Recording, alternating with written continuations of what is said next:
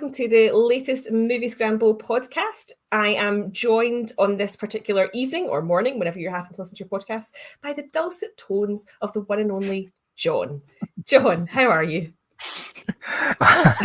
I'm good, yeah. Dulcet is not a word I would normally hear about my own tones, but yes, it's very nice. Thank you very much. I'm good. Yeah, just I'm looking forward to having a bit of a break over Easter, which will be nice. And I've just been doing the usual stuff, working away and spending time in between watching lots of good and rubbish TV. So yeah, all good.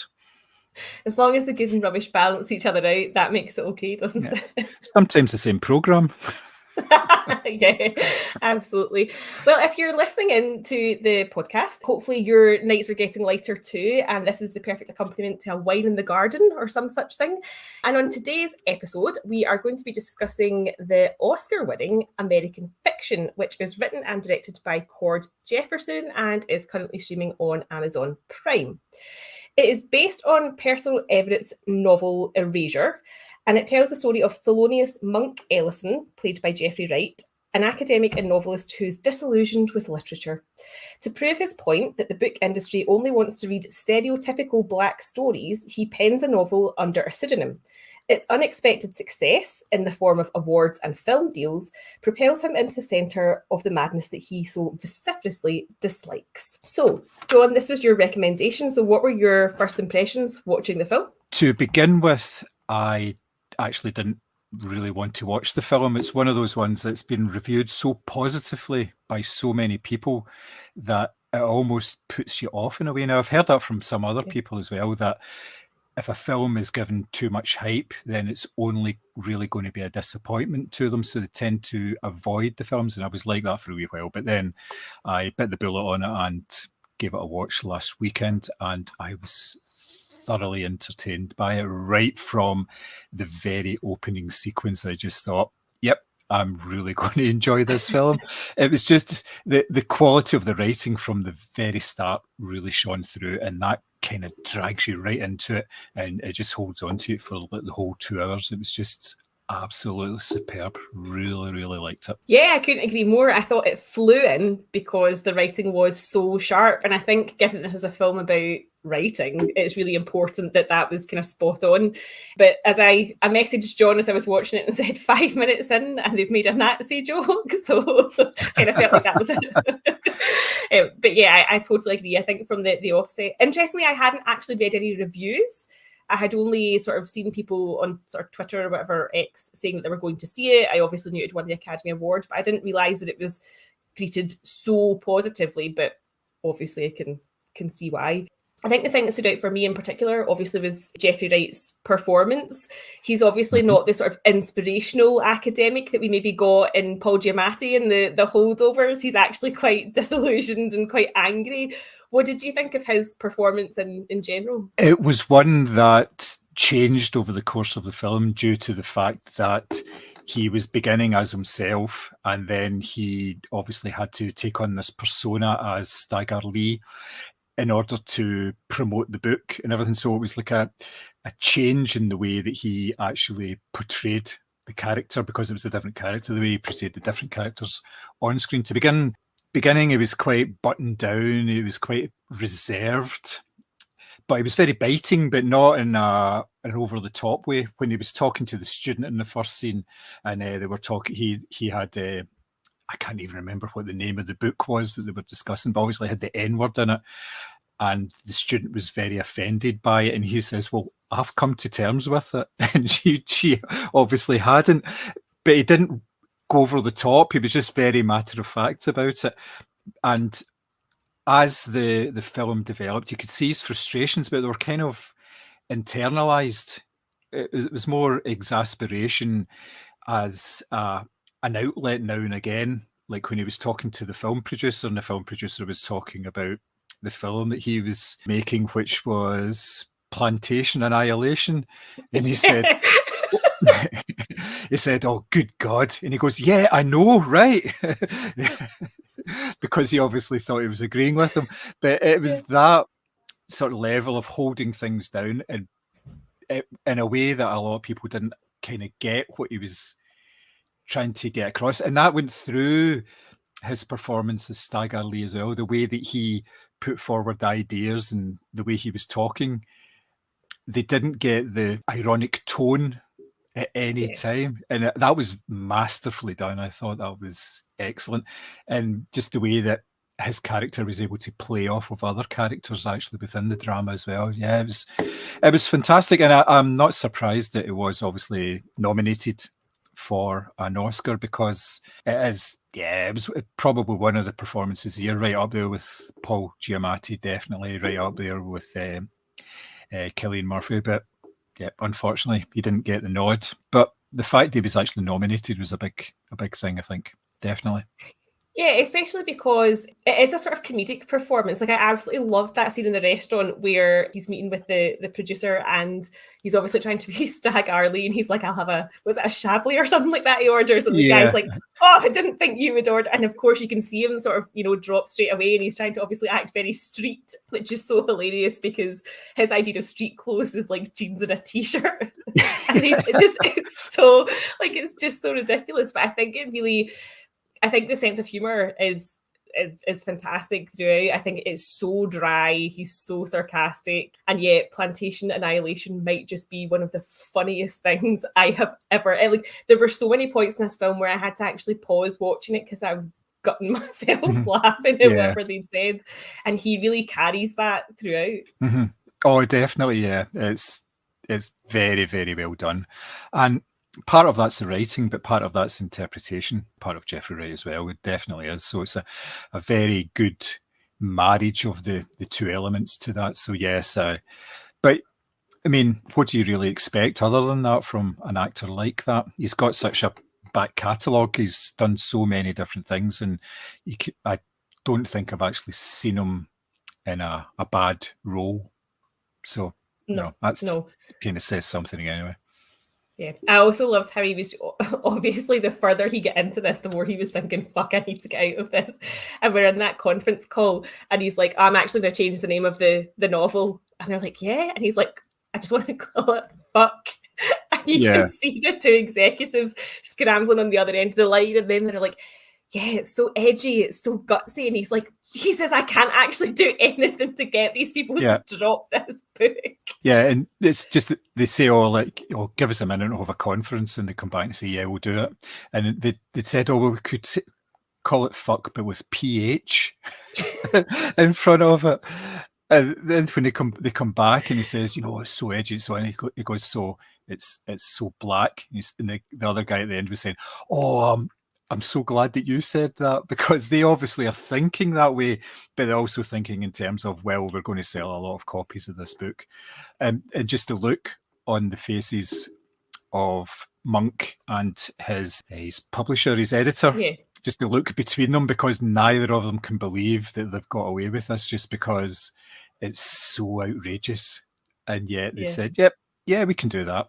It's going to be controversial, but controversy sells. Yeah, well, I think that's the thing. Like the film, quite clearly takes huge swipes at how certain cultures or minorities are portrayed for a white audience or a mainstream audience, or whatever you want to call it. There's obviously been a lot of controversy around this in cinema and within literature itself. How well do you think this film sort of sends that up, or do you think there's still? It gets right to the heart of it, right from the very start, because he is railing against this right at the start because of the other author, who is obviously very well spoken. It's a conference or something. He's going to a book conference, and nobody's actually there to see him, so he goes to see this other writer, and she's very well spoken, and she's obviously the same sort of middle class upbringing that he's had, and then she starts doing a reading from her book, and it's all yo Shakondwa and all this sort of stuff, and it's just it goes completely different to the way she actually speaks and her tone of voice and everything, and you just see his horror the whole aspect of it, and this is something that is completely alien to him, and he's thinking it's completely alien to her as well, because she has a similar sort of background to him. And that, his background is he comes from a family where the father, who I they never really said I don't know if they said what he did, but he was considered to be some sort of a genius, and there was three doctors. The mother and his siblings were all doctors as well. So it's a very, very middle class, very clever family. So he doesn't know about street or anything, and it's just something that he can't engage with on sort of on the level as a writer or anything. It's not where he's coming from in terms of his books. Like he says, when he goes into the bookstore and he can't find his books in the fiction section, it's in the American Studies section, and he says the blackest thing about my books is the ink, because it's just books, but it's just because it's a black author, then he's put into that section. So that really gets to the heart of it, the fact that even though it's a fiction book, and fiction books that he's been producing, they're still regarded as being African American books, black books, black authors, so it's African American studies. And it was the same with the film as well, when he was speaking to the guy who was buying the rights to the film, and all he could think about was, how am I going to sell this? How am I going to package this for an audience right across the States? So you're talking about right across the sort of middle America, because that's where the majority of the money's made. It's not made in the coast. It's something that appeals to all four quadrants. So they really got that, I think. It was quite interesting that this was based on a book, and yet they were quite happy for a film to be made about it, which had a go at the publishing industry and had a go at the movie industry at the same time. Now, and get away with it is quite something special, really. Yeah, oh, absolutely. I think what I loved in particular was the scene where he starts writing my pathology, as it's called, and he starts writing down, and he's sitting at his desk, and he obviously, to help him, is imagining these two characters come to life, and every other word is like motherfucker and stuff like that. But what I loved is the characters kept turning around to him and saying, what do I say next? And he tries a line and it comes out and it's too posh. So he's like, I wouldn't say that. So it goes back again. So I think the joke is really, I think, well nailed, as it were. I think everything is done very, very cleverly. And as you said, I mean, this film absolutely takes the piss out of anything that's labelled awards bait. So the fact that it was so heavily Oscar nominated, it blows my mind. Yeah, even though it's taking the mick out of the whole awards scene, both literally and movie, I guess it's getting award nominations and award wins as well. It's crazy. I really liked that scene where he was doing the writing, because I always kind of wondered how people worked out what dialogue actually was between two people. Now, the way, like you say, the way he does it is you see him typing at the keyboard, and then the two characters are imagined, and they are actually carrying out the conversation and saying, what's my motivation here? This sort of stuff. What am I going to do here? Oh, it's an internal monologue that you do, and all this sort of stuff. And it was so well done. And I mean, it would have been nice if Simi was here, because he's obviously of course, he's the author, the published author of the group. Now, how does he tackle dialogue? Is it thought through? Does he have a certain process for doing that? Or is that something that is taught to writers, that you act out, scenes of dialogue, because then by voicing it, it's a different dimension to how it actually looks on the page. Does it make it more authentic? Does it make it less authentic? Does it make it more staged? Because it's almost like a play then, isn't it? You've got two people actually talking it out, So it was an interesting way to put that across. And I think the director said, they wanted to try something different, rather than just sitting there typing away, looking up, having a drink of his whiskey, and then and then typing away again, and maybe the words on the screen or something like that, or him saying the words for both of them. So it was something a wee bit different. It's something I've not really seen before, the way that they do that. So it was really, really interesting and quite unique, I thought. It's nice I can't think of another instance where I've seen that before. I mean, just as a side note, Simi has said that during his writing process, he frequently has to scrub his browsing history, because it's like, do dead bodies float? Or would someone survive being stabbed in the neck and stuff like that? So his process is obviously a lot more gruesome. But I also thought as well, it just showed the disconnect between what Monk was trying to imagine and or sorry, what he was trying to write and how he imagined it, because obviously he just didn't have the capacity to understand perhaps who these characters were and, you know, what they would sound like. And it obviously linked him to Issa Rae's character because, as you said, you know, she gave this really eloquent speech on her process and all that, and then went into a sort of stereotypical story about pregnancy tests. But what I thought was, so as well as obviously all this send up and all of this sort of, I mean, as I say, the way they sort of took the piss out of awards bait and all the rest of it was so good. But at the same time, there is actually like real drama going on. So obviously within Monk's family, and here's a slight, well, not a slight spoiler, a very big spoiler if you haven't seen this already, but you know, his sister dies within the first like 10 minutes or so. His brother has just come out as gay. He's left his wife and kids. He's obviously got some sort of substance abuse issues. His mum appears to have, you know, early onset dementia, and he kind of strikes up a romance with a woman across the street, which doesn't quite go to plan either. And there was a sort of lovely sort of dual, like double layer, because, you know, he insists that his books, you know, as you said, are not African-American stories. The only thing about them is ink, but this is a sort of, this is an African-American story and that all the characters are, and it's just sort of like a conventional drama in some senses as well. But I love the dynamics between him and all of his family, and the sort of unraveling of all of that against obviously the unraveling of his writing career as Stagg R. Leigh. What did you think of the sort of the family dynamic there and that sort of background to all of his work, I guess? That was a bit of a surprise to me because the trailers for the film tended to focus on the whole elements of him actually pretending to be somebody else and all that. So it didn't really introduce any of these elements during the trailers. I know you've only got like 2 minutes in the trailer, so you're not really going to, but it tended to stay away from that. And pretty much half of the film was this family drama, like you say.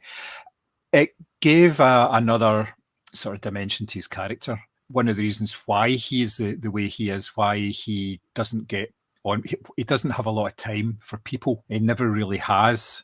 The way that he interacts with people, especially when he's in this Stagg R. Leigh persona, he's venting in a way because it's the frustrations that he's had throughout his life. Now, in his own family circumstance, he was the favourite child out of all of them, and that created a bond between his siblings that he was sort of left out of because he was always his father's favourite. And there was a whole story about his father being like basically a serial shagger more than anything else. He was just, you never see him or anything. You never see any photographs of him or anything like that. So, but this presence is always just in the background, and that presence has tended to rub off on Monk himself, the way that he treats people and the way that he gets along with people. Now, what happens as part of this drama is he realizes the sort of person that he has become through his conversations initially with his sister. He almost, like, just before she dies, he has like a couple of very touching moments with her, and he's really getting on well with her in a way that he obviously hasn't for a number of years. And then obviously that's cut off. And then he's obviously going through a similar sort of process with his brother. They have a more sort of spiky dynamic, but it makes for some really comedic moments. Like he was saying, like when he said, "Oh, you know what? My wife found me in bed with a man and all this sort of stuff, so therefore he's on his own." He says, "But now I've taken a lover." And all this, and the only thing that he is upset about is the fact that he used the phrase "taking a lover," because it's something that's very old. It's an old sort of phrase that you would use, you know, especially within sort of modern parlance, that the way that people talk about their relationships, they don't say those sort of things, but they do those sort of things, but don't say it. And it was nice to see the way that he actually became the person he was by his interactions with his mother and his brother and the housekeeper as well. I mean, yeah, that's how middle class can you get, that you have a housekeeper and you know, they're part of the family.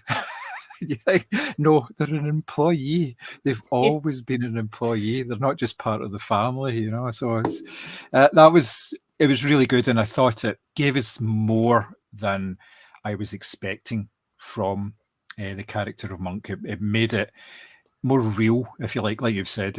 Yeah. It's a real, people can relate to that kind of Yeah. drama, that kind of story, whereas it'd be very difficult to relate to being a writer and pretending to be somebody else and promoting yourself as somebody else. So yeah, that whole side of it kind of grounded the film in a way that was a wee bit unexpected, but worked really well. Yeah, absolutely. I completely agree. And I think it definitely was a show don't tell. So we didn't get a big monologue about how his childhood was or anything like that. It very much was, it was in the interactions, it was in those moments. I did love as well when his brother said, well, I've only been gay for a week, so I need to make up for lost time. Yeah.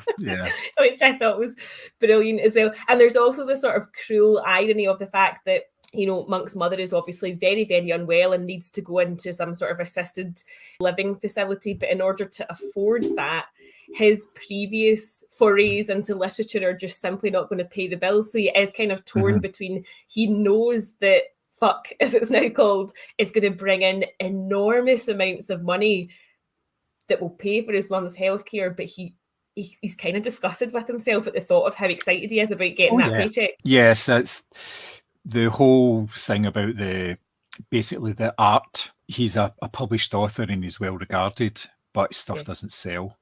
So does he sell his soul in a way in order to help out his family, to help out his mother? Yeah, and that's almost constant all the way through. Even when he starts to make inroads and to start making money, he tries to sabotage it as much as possible, like what we talked about when they were changing the title of the film, and the way that he had the meeting with the producer. He tried to sabotage that, and then he obviously ran away from that meeting because he saw an ambulance outside, and he thought his mother was having an episode. And it actually turns out it wasn't. It was somebody else. It was somebody else within the same building. But the producer was that impressed that this fugitive from justice would run at the sound of any siren at all. So, yes, he was always questioning himself all the way through the film. He was questioning his motives. There was obviously a real need for him to make money, but was he doing it the right way? Basically, because he was selling himself. Even though he wasn't selling himself, he knew at some point he would have to come clean about it to somebody other than his editor. So somebody else would have to know about it. So yeah, but yeah, it was very, very interesting. What did you think? I mean, the whole notion of, as I say, him really struggling with himself, I think, throughout also made his character more relatable because, as you quite rightly pointed out, not everybody can imagine what it's like to see your novel on the shelves of a bookstore or whatever. But I think this notion that he was struggling and somehow felt responsible because his sister, obviously before she passed away, seemed to really have her shit together, and she was really able to she was reminding him about, you know, what about mum, what about this, and obviously her departure was so unexpected, and it sort of left him in a place where he felt responsible because his brother obviously is going through his sort of identity crisis, and therefore it all falls to him. But then he doesn't have that bond with his mother because his bond was with his dad, because he was the favourite child.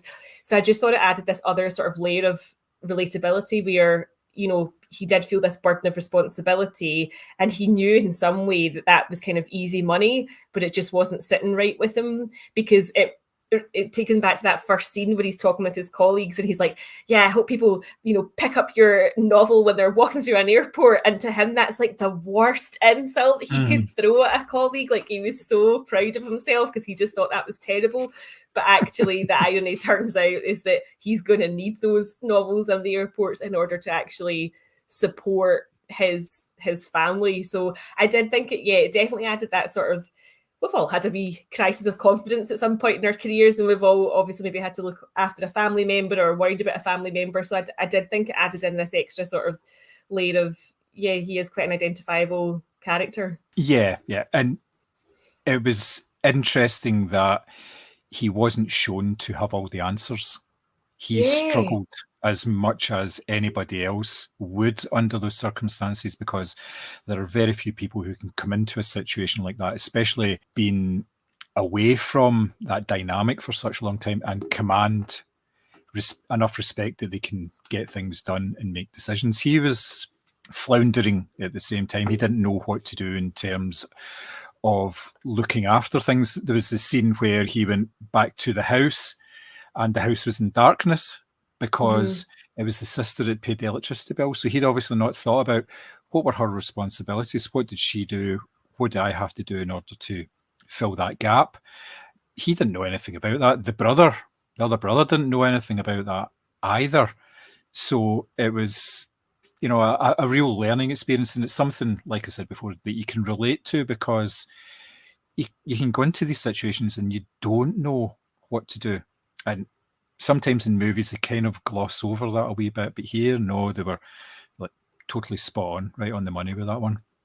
Yeah, and it definitely brought a sort of layer of sadness, or sort of bittersweet, I guess, too, because in amongst all the chaos of, as you say, he's dodging ambulance sirens or he's appearing as a silhouette on television, there's also this element of everything's sort of unraveling, but like there's the kind of funny unraveling side of it where you're just like, how far is this joke going to go? But then there's also the very real and very tangible unraveling of his own family. So it sort of adds this kind of bittersweet element to it, which is definitely not, as you say, definitely not pitched in the trailer. Maybe they thought the humor would, I don't know, sell more. I certainly think the humor is the sort of shining aspect of it. I mean, there's so many one-liners, so many sort of physical setups as well. I loved the scene where, so as the sort of his success progresses, he's asked to sit on first of all, he's told he's a token diversity hire to sit on a judging panel for some sort of book award.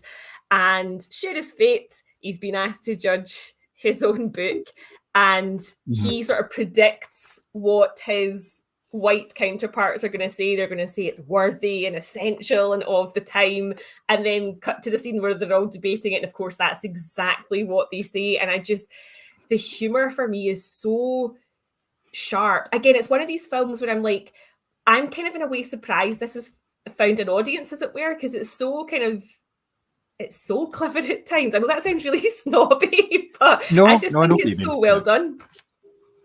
Yeah, well, the whole introduction to that element of it, like you say, when he has the meeting with the guy that's organising the judging panel, and at first he doesn't want to do it, and he's saying, I'm not really interested in doing it, and you're saying, but there's a small amount of money for it, and he's saying, no, and he says, think about it this way: authors always judge other people's work. Now you've got the chance to do it professionally. He goes, I'm in. It just went right away. I'm in for that. So yeah, that was really good. Favorite part of the whole film for me was the sort of the wee sort of funeral service for the sister after she died, and he had to read out her self-written eulogy, and it was like, if you're reading this, I am dead. Hopefully, I died under the sweaty thrusts of Idris Elba, but it may have been slightly worse than that. I might have died under the sweaty thrusts of Russell Crowe. Honestly, I have so much inspiration for my own eulogy now. I'm going to insist that it's very similar. Oh, I was just killing myself at that. And then, of course, when he spreads the ashes in the water, somebody walks past and goes, "You can't do that, it's human remains." Have you got a permit or something? He says. Absolutely it was classic. Just, and that kind of sort of set up the whole second half of the film, especially the interactions between the two brothers and everything as well. What did you think of Sterling K. Brown's performance as the brother? I absolutely loved him in this as well. Like, he was so funny. Like, I love the jokes they were making about they were insisting he was going to get played by Tyler Perry, and he was just like, I am far too good looking for that. But again, there were so many layers to it. So there was the fact that he was clearly going through an identity crisis. I mean, he was cracking jokes about suddenly being gay and all the rest of it. But I'm sitting there thinking, going, God, you were married with 2 kids. Was that not torture for you for years? And he's obviously got, some abuse issues and all the rest of it. And it's just, but on the surface of it, he's cracking jokes. He's taking lovers. He's trying to put a face on it. And I think that, again, he's somebody who's obviously held down a really sort of high-flying career. He's a doctor as well. And yet there is that slight disconnect between him and Monk, and obviously him and his mother to a certain extent as well.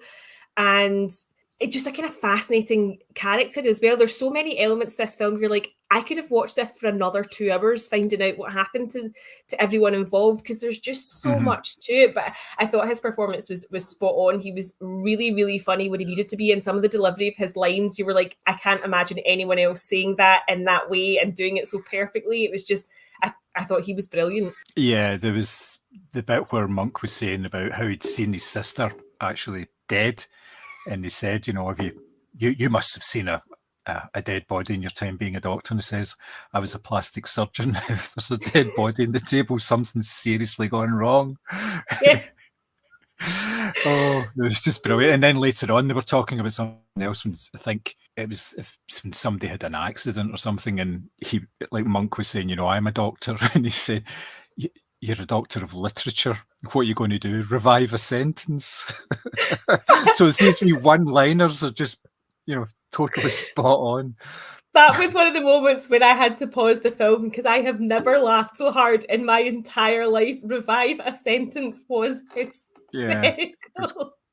Cracking. Oh, just that was the good. power of the screenplay right there. The fact that you could have these wee moments, and it was so funny, but it didn't take you out of the drama, because you expected those characters to be able to say those sort of things and be able to get it across in a way that it both was humorous and biting at the same time. Oh yeah, I mean, they were it just swapping reinforced the barbs. character.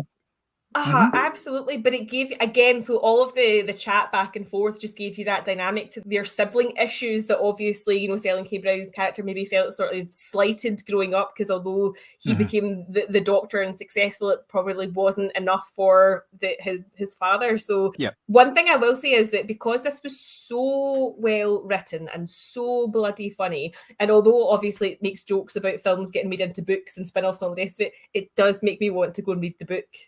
Same, yeah. I actually want to see what the differences are. I would imagine there'll be quite a few, because obviously a book is always changed when you bring it to the screen in any form, whether it's long-form television programs or a 2-hour film. It must be even worse if it's a 2-hour film, because it's usually, it works out as, I think when they do a screenplay, it's a page a minute is the maximum that they have for a screenplay. So if you've got a book, it's 300 pages. You think about that, that's a third. You have to cut it. You have to take it down. You have to cut out 2/3 actually, really, to take it down to that sort of level. Now you can do a lot of that with, as you say, show don't tell, and you can sort of squash elements together if you like, and imply certain other things. But yeah, it's a Herculean task. It really is, and that's why it gets criticised, a lot of it, because they take away things from stories as well, and they change things. And they were doing that as part, when he was talking to the producer as well. Monk was being asked to come up with storylines on the fly. Yeah, which I thought was an interesting little insight as well as to how things might actually work.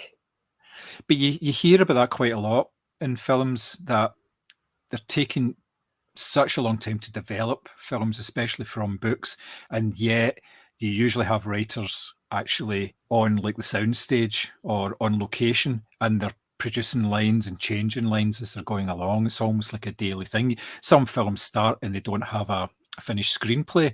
They're just working at it and changing it as they go along. Now, obviously, that can be a complete recipe for disaster, because you're really working under tremendous pressure. But if you have somebody with the wit and the intelligence of Monk, who can come up with 2 or 3 ideas and say, well, we can do this, we can do that, and be in a position where if he's told no, that's not what we're looking for, he can say, well, fair enough, we'll move on to something else. He's not precious about the words that he's producing. He's been through the process so much now that he knows what sells. And he knows that, well, my soul's gone as far as that's concerned. You know, it's what I have to do. So it did remind me of that scene in, is it Saving Mr. Banks, where they have P.L. Travers on the set of Mary Poppins, and she's like, this is fine as long as there's no made up words, and they have the Sherman Brothers sliding supercalifragilisticexpialidocious just off the piano, like, oh. It's very like that. That's why a lot of films and TV stuff, they keep the original authors away from it, because they're making so many changes. They prefer if they're not involved in it. There was stuff about the Interview with the Vampire, Oh yes, When Anne Rice sold that to, I think it was Universal, I'm not 100% sure, she was still involved in it. She did the screenplay for it, and then she was very critical of a lot of the aspects of the film of it. And then when it came to do the second film, they just says, "No, you're all right. We don't need you to do the screenplay for this one," because she was such a presence and very precious of her work. And they can get well, too she didn't agree precious. with the casting. Is that correct? Yeah.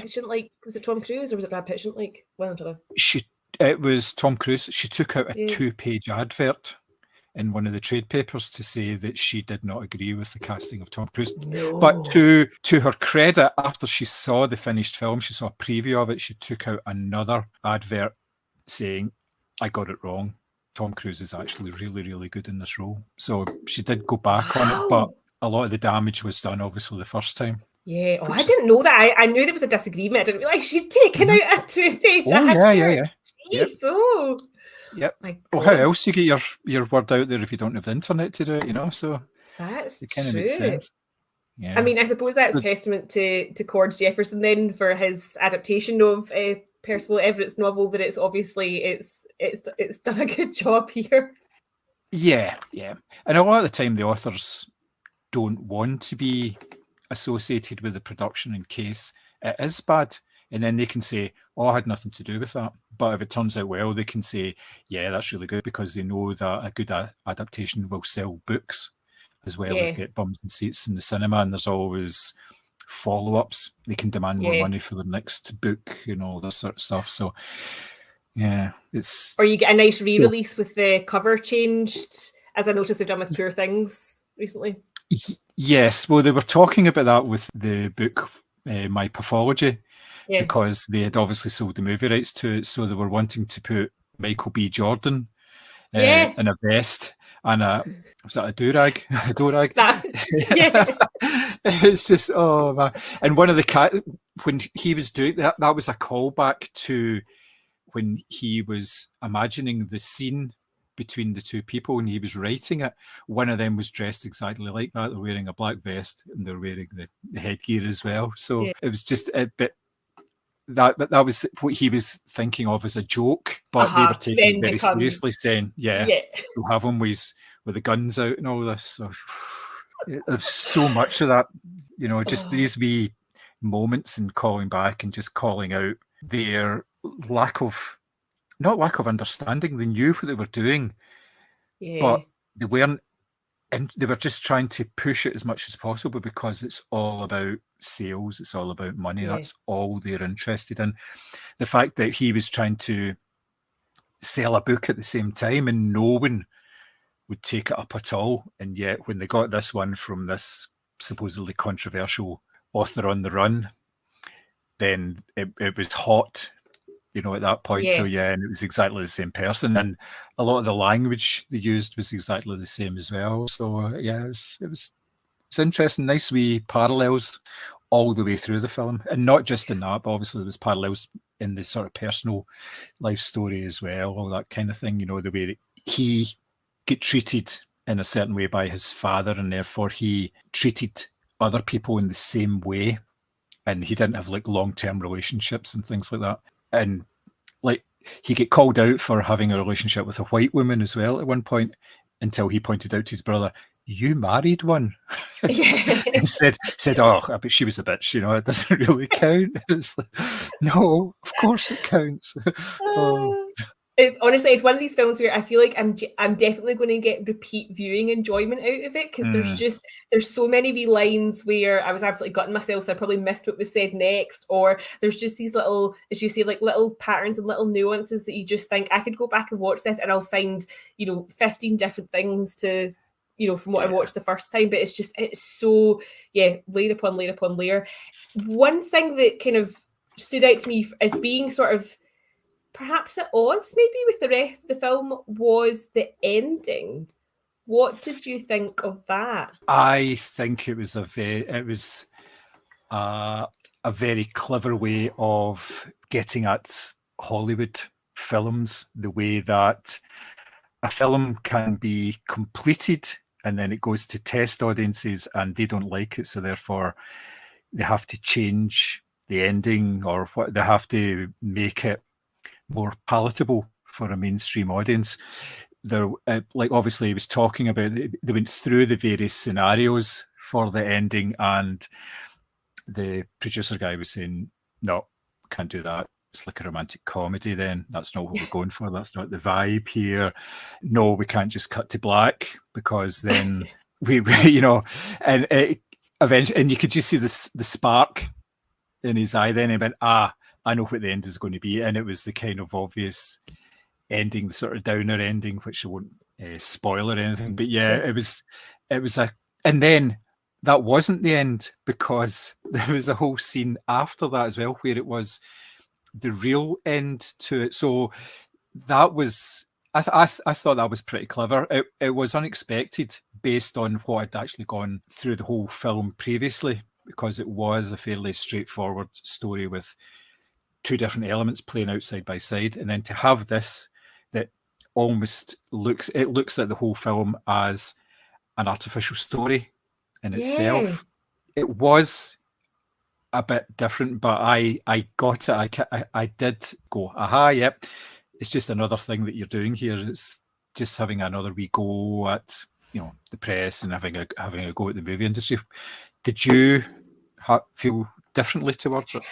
I think it kind of, I don't know, I think it caught me off guard. I think that was the thing. Like, it definitely, when the sort of ending sort of unfolded, I was like, okay. And then on reflection, I was like, okay, this is obviously another joke about sort of like edifice or playing to what the audience wants. But I think because up until that point, it had been a fairly straightforward, I mean, I don't know. It's one of these things where, again, I feel like if I go back and watch it again, I might feel differently about it. But I think because it kind of took me out of it for a little bit, although it's still part of the joke. Like, it's very obviously still part of the joke. But I think just because up until that point, we hadn't really seen anything like that. Not that I didn't appreciate it. Like I said, I thought it was, on reflection, I thought it was clever. But I think because it was just kind of out of nowhere, I was like, oh, okay. Or it was definitely unusual, but I think it plays into the whole sense of humor that the entire script has. Yeah, I can see it sort of putting people off enjoying it because it's something a wee bit more out there. But I think that's what it was pushing for. It wasn't pushing for a sort of standard ending.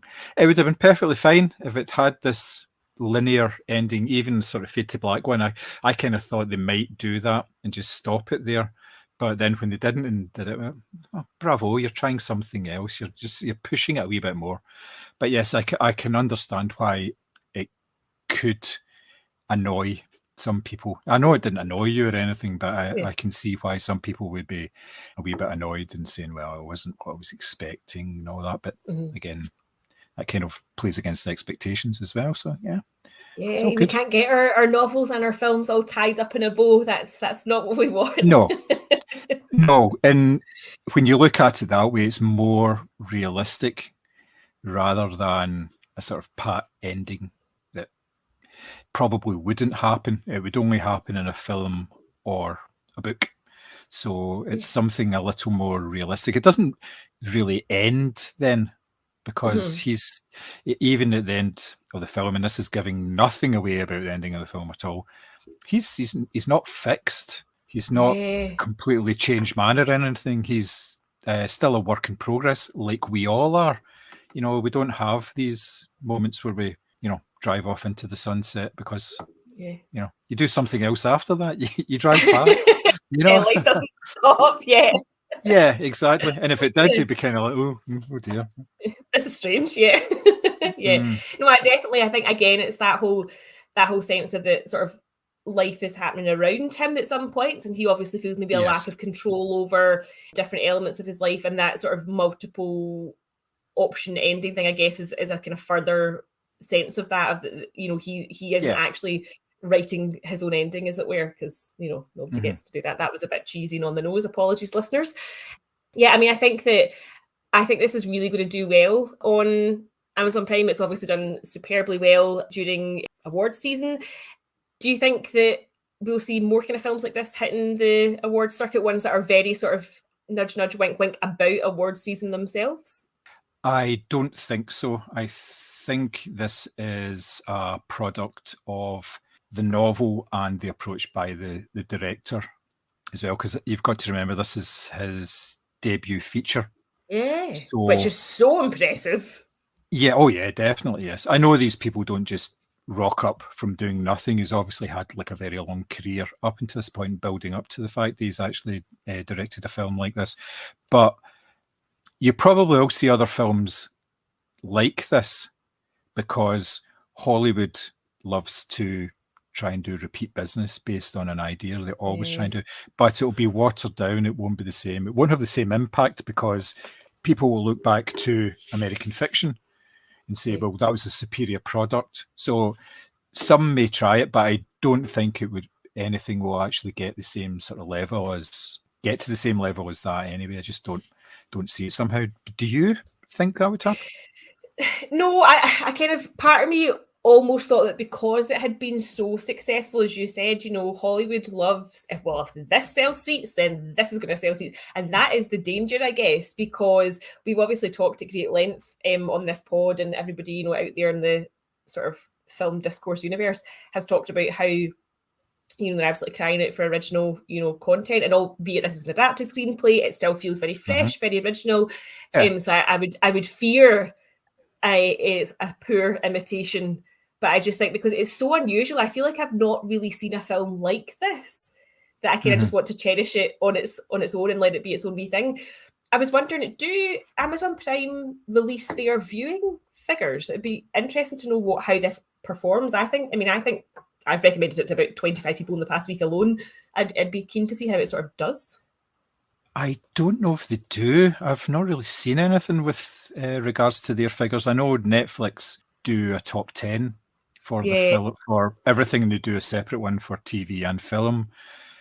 And they actually release figures now about how many views they're getting, but only for the ones that are doing really well, not for the ones that are doing badly. Crucially enough. If only we could all skew our figures that way. I know. Yeah, so I don't know if Amazon do it. I haven't really seen anything, so I think they don't. Primarily because I don't think their streaming service is as big. I know they've been pushing it, so they've been bringing. They make their own films now, or they have input into a lot of films, so they get exclusive rights to them, and they go to cinemas and stuff as well. But I don't think they release any figures. But I think they will at some point. If things start doing really well, obviously they'll be wanting to promote stuff. They want to be promoting their service. So I think they'll probably start introducing it at some point. Because I don't think Disney do it either, or Apple. They don't seem to release figures. It's all part of a negotiation ploy as well, because if they don't actually release figures, then the people who are trying to do deals with them for big movies or big TV shows or whatever don't have that information to back up. This is your potential audience here, of 400 million views or whatever. So they like to keep these sort of things secret if they can. But I think that's going to be changing now that Netflix have started to do it. It seems to be Netflix do something and the others tend to follow to a certain extent. Because questions will be asked. Well, that's the thing, but I think especially because this is just such a big film in terms of how well it's performed in the awards circuit, and of course Amazon are best placed to sell you the novel as an accompaniment. So because you watch this, you might like to buy this. So yeah, Disney are trying to do that with certain things as well. On pages within their streaming platform, there is now, it used to just be, it would be, let's say, the episodes of a TV show, the extras, which could be like a wee behind the scenes thing or a trailer, and then the details, which basically just tells you like who's in it, and there's a wee synopsis and things like that.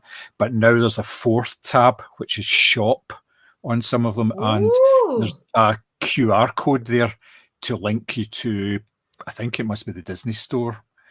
So you can actually buy merchandise from the show or the film online, and it's done through Disney. Obviously, Amazon are a much better place because it's all within the one sort of ecosystem. It's not directing you anywhere else. It'd be quite easy for them just to have a wee link on screen saying, buy the book now. Yeah, which is probably where this is all headed, because we've all sold our souls to at some extent by engaging with these streamers. But you'd think they would do that for stuff that they've got a vested interest in rather than a rival publisher or anything like that. They would be wanting to use their own stuff if possible because they're maximising their profits then, really. They're not helping advertise somebody else's. Yeah, interesting times. So, any other thoughts or insight you'd like to add on American Fiction? Just about the soundtrack. This nice, soft jazz soundtrack, which wasn't Thelonious Monk at any time. He didn't feature in the soundtrack at all. Which I thought was strange. I assume that's a rights issue or not a choice, or what do you think? Possibly, yeah. Obviously, the character was called Thelonious, so I think they probably just stuck with that, and that's how he gets his nickname of Monk. But yeah, it was probably a rights thing, or it was going to be too expensive or whatever.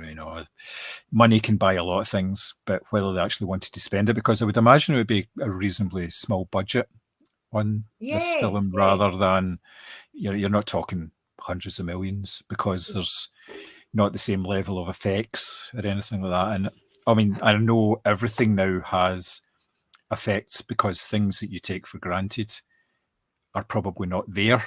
They're just sort of painted in the background or whatever.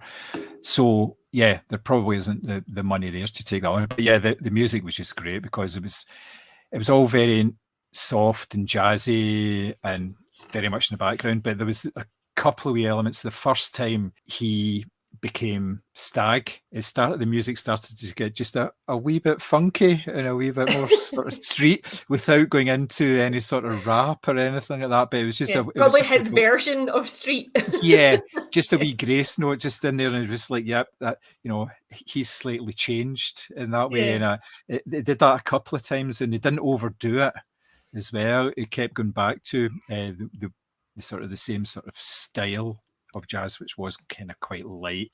It wasn't difficult. So yeah, I really did appreciate that. And I think it was it Laura Cartman, I think it was, who did the soundtrack. And she's done an awful lot over the last couple of months. She did the Marvels, for instance, so she's got like a fantastic range. So it was some really nice stuff in there as well. And the only other thing was there was a wee nod to, or I thought it might have been a wee nod to Saturday Night Fever in there, because when you see Stag going into the restaurant to meet with the producer, he initially goes in and he's just walking in, and then he realizes he's just walking like a normal person. He doesn't have a street walk, and he changes the way that he walks. So it's all, the shoulders are rolling and things like that. And it's very like John Travolta. I remember reading about John Travolta's approach to getting into a character, and the first thing he does is he works out what the walk is of the character. So many actors say that the walk is the most important thing. Yep, and obviously that was very important in Saturday Night Fever, because the very first scene is him walking down the street with the cans of paints, and he's got this almost musical feel the way that he's walking. He was very rhythmic. So, and I just thought that he was taking a very, like I say, an actorly way to get into a role of, I need a walk here, I have to change the way that I actually look. Yeah, the way that I move, I have to be more street that way, and he could tell because he didn't sit face on to him either. He sat slightly to the side, and he was going, so it was almost as if he was like shielding himself because he was very wary of the man, that kind of thing. So I thought that was very good, the way that he kind of introduced that character as a real character rather than just somebody on the phone. So yeah, those wee elements were really good. What about yourself? Anything? Yeah, just so many good touches like that. As I say, my favourite thing in the whole film is he totally gives himself away by ordering like a very specific type of wine. And I just think that is one of the funniest things I've ever seen, but also just shows you again, like, how uncomfortable he is with this character. So although he thinks he's got the walk down and he thinks he's got the clothes right, he's still totally betraying who he is by doing that. But yeah, I honestly want to go, now that we've talked about it again, I'm like, I'm going to go watch this again. This was just so good. Yeah, I think so. I think it's very easy to get back into that. It's not, you will find other things, I think. Yeah. I think I'll probably go and watch it again as well. So it's a big recommend from me, and I'm assuming a big recommend from you as well, John. Oh, absolutely. I don't think that's any secret at all. It was a This fantastic is film. top 10 of the year material, I think it's safe Oh, to say. I think definitely. I Yeah. really, Hmm. really enjoyed I think it. so. So if you have any thoughts on American Fiction, you can give us a shout at Moviescramble on all of your usual social platforms, X, Facebook, Instagram. And if on these lighter nights, if you are sitting out in the garden with a glass of wine and you're feeling a bit lonely and you want to give us an email, you can catch us at podcasts@moviescramble.co.uk. But until the next time, we will see you soon. Bye. Bye.